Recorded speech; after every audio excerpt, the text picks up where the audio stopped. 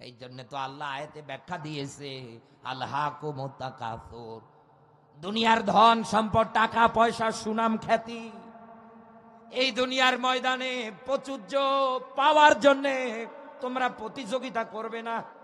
এই দেশের মানুষদের মাথার মগজের মধ্যে যদি সূরা তাকাসুরের ব্যাখ্যাগুলো সুন্দরভাবে আল্লাহ যে কোরআনে নোট করে দিয়েছে যদি ধারণ করে নিতে পারতো, আমার তো মন বলে এই দেশে কোনোদিন এই বুড়ি শয়তানও আয়না ঘর বানানোর সাহস পেত না। এতদিনে যারা মানুষ হত্যা করেছে, হত্যা করার সাহস পেত না। এই জায়গায় যখন আমি এসেছি, খাবার খাওয়ার পর পরে আপনাদের এলাকার একজন সমন্বয়ক আছে, উনি এসেছিলেন, কি যেন ওনার নামটা বললো আমার স্মরণে নেই। ডাক দিয়ে বলছে, ভাই, ছাত্ররা যখন আন্দোলন শুরু করেছিল, আমার চোখের সামনে একটা ছেলেকে গুলি করেছে, বুলেট লাগার সঙ্গে সঙ্গে ছেলেটা সিজদা যেমন মানুষ যায় ওইভাবে হাঁটু গেড়ে হাত দুটো দিয়ে পড়ে গেছে। এই দেশের এমনও হয় না, জানোয়ারেরা ওই অবস্থাতে এসে তাকে লাঠি দিয়ে ফালিয়ে দিয়ে তার বুকের উপরে পা উঠিয়েছে। বলছে, ভাই, আমাদের এই হরিণাকুণ্ড নাকি জানো, এই জায়গার মধ্যে দুইজন শাহাদত বরণ করেছে। কত নির্যাতন আমরা একাধারে সহ্য করেছি। আপনি মিলিয়ে দেখেন, এতগুলো ছাত্রকে মেরেছে, এমনকি কতজনকে মেরে মাটির মধ্যে রাতারাতি গায়েব করে দিয়েছে। কত মানুষকে দুনিয়া থেকে বিদায় করার জন্য ওরা অনলাইনে যে ডাটা সার্ভিস আছে এটাও বন্ধ করে দিয়েছে। আরে ওনারা প্রচার করে দিছিল, এগুলো আমরা বন্ধ করি না, এমনে এমনে বন্ধ হয়ে গিয়েছে। এই যে এত কিছু করলো ওরা এই দুনিয়ার ময়দানে, এখন পর্যন্ত ভারতের সহযোগিতায় চালিয়ে যাচ্ছে। ওখান থেকে ঘোষণা দে আমরা হরতাল করব। তুই কেমন মুজিবরের বাপের বেটি হয়ে থাকলে আয়, এই কথা বলে, তোর বুকে কত সাহস আছে দেখছি।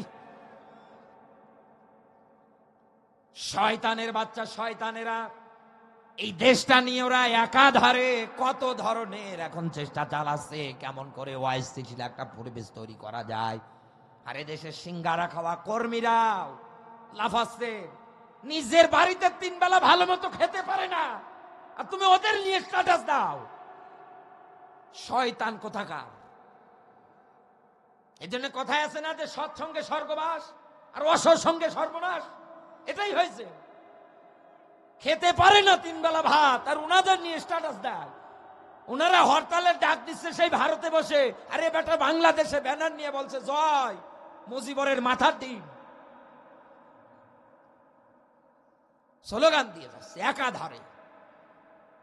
শুনে রাখেন, আমি আপনাকে একটা জিনিস পরিষ্কার করে বলে রাখতেছি, এই দুনিয়ার ময়দানে এতদিন ধরে যে জালেমেরা মানুষদের উপরে একাধারে নির্যাতনের স্টিম রুলার গুলো চালিয়েছে, মানুষ যেন দেখতে না পারে, এই জন্য তারা ডাটা সার্ভিস গুলো পর্যন্ত বন্ধ করেছে।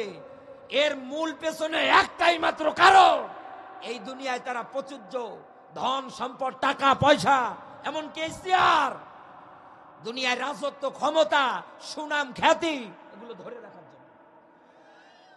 কারণ ওরা ভালো করে জানে আমরা যা করেছি এদেশের মানুষের সঙ্গে, একবার যদি আমাদের ধরে তো পিঠে চামড়া তুলে দেবে। এই জন্য কালামানিক 2 দিন আগে যার কি মশান গো, কথা বলে না কেন, শেষে সিলেটের আদালতে এমন পিটান পিটিয়েছে, শেষ বয়সে বেচারার বিসি দুটোই আউট হয়ে গেছে। চিন্তা ভাবনা করে মেলান, আপনি গর্ব করে বলতেন না কোরআনের পাখিকে আপনি ফাঁসি দিয়েছেন। কোথায় আপনার সেই গর্ব?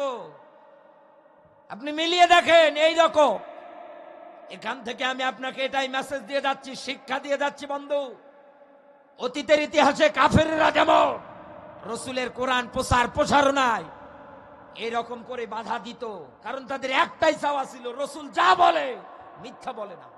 কারণ রসুল যেদিন বদরে যাচ্ছিলেন, আবু লাহাব, আবু জাহেল, কাবার গিলাফে হাত দিয়ে বলছে, আল্লাহ বদরের ময়দানে সত্যের পথে যারা আছে তাদের বিজয় দিও তুমি। শখে দোয়া করেছে ও না, শখে জবান দিয়ে কথাটা বলেছে, ও জানতো সত্যি। কিন্তু আমি যদি মানতে যাই আমার চেয়ার থাকবে না। কালকেই মানুষ আমাকে জুতোর মালা গলায় দিয়ে এলাকা ঘুরাবে। এই জন্য দেখেননি শয়তানের মানুষ মারতেছে, তারপরে তার চোখ দিয়ে এক ফোঁটা পানি বের হয় না। মেট্রো রেলে কি ভেঙ্গেছে না ভেঙ্গেছে, দুইটা স্টেশনে টিস্যু পেপার এইভাবে নিয়ে নাকের মধ্যে দিয়েছে। স্বজন হারা ব্যথা আমার সৈজরকে ভালো বোঝে। মানুষের রক্ত দেখো দাঁত বের করে হাসতেছি। কত মানুষ মারা যায়, যাক আমার ক্ষমতা দরকার। চিন্তা ভাবনা করে আপনি মেলা। মেট্রো রেলের কি ক্ষতি হয়েছে এই নিয়ে উনি কাঁদছে, আর একটা তোর তাজা মানুষ মারতেছে। একটা ভিডিওতে দেখেছিলাম গাড়ি থেকে একটা যুবককে প্যান্ট ধরে নামাচ্ছে, এমন কায়দায় ফালিয়ে দিয়ে গাড়ি উপর দিয়ে চাপা দিয়ে যাচ্ছে।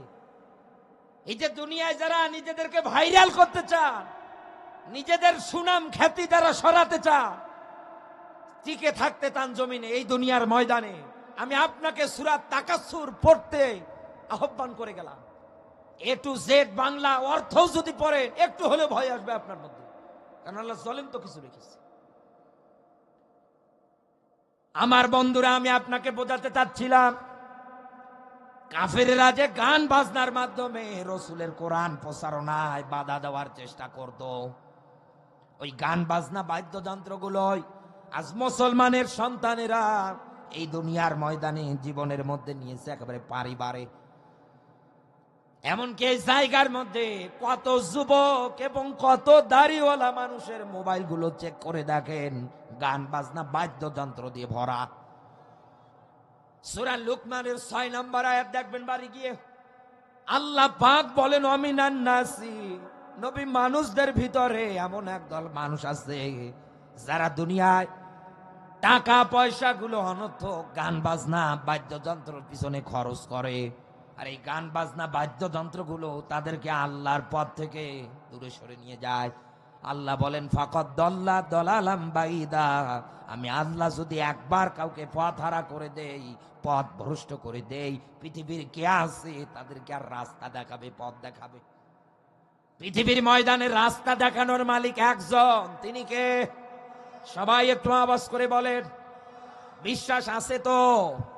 এখন আপনি যদি ওই কাফেরদের ওইটা আপনি দুনিয়ার ময়দানে জীবনে নিয়ে লালন পালন করে, এই কাজের সঙ্গে যদি আপনি মুসলমান হওয়ার পরেও জড়িত থাকেন, তাহলে হিসাব করে মেলান তো আজ দুনিয়াটায় আপনি যাচ্ছেন কোন দিকে।